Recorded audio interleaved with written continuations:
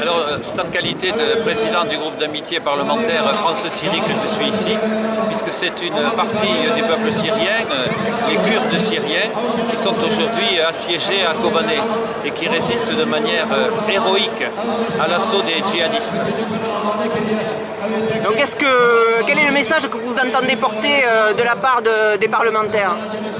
En ce qui concerne le groupe d'amitié France-Syrie, nous pensons que la France doit agir très activement pour soutenir le combat des Kurdes à Kobané et en particulier auprès de la Turquie, puisque le président Erdogan a rencontré hier le président de la République.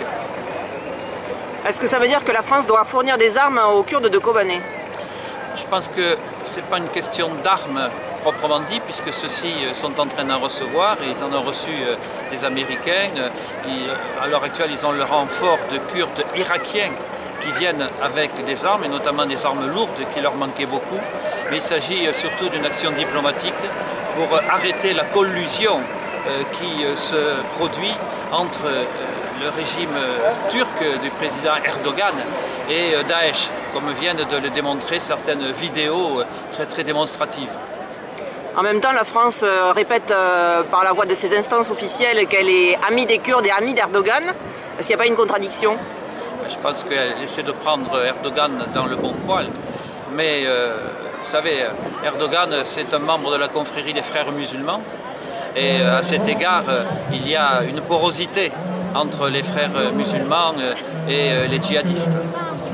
Dernière question, vous évoquez vous représentez aussi l'amitié des parlementaires français avec la Syrie.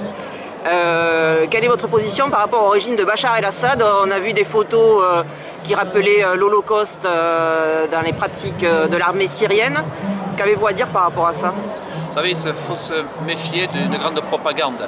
Certes, Bachar el-Assad est un dictateur, il était à la tête d'un régime autoritaire, mais quand on cite les 200 000 morts et qu'on le met à la charge de Bachar el-Assad, il faut savoir que parmi les 200 000 morts, il y a 100 000 partisans de Bachar el-Assad et 100 000 opposants. Donc c'est un drame affreux, c'est une guerre civile qui se produit, mais si Bachar el-Assad n'avait pas à l'heure actuelle un soutien non seulement de la minorité alawite, mais aussi des chrétiens, mais aussi malgré tout des Kurdes, mais aussi d'une certaine partie de la population sunnite syrienne, il y a longtemps qu'il aurait été emporté.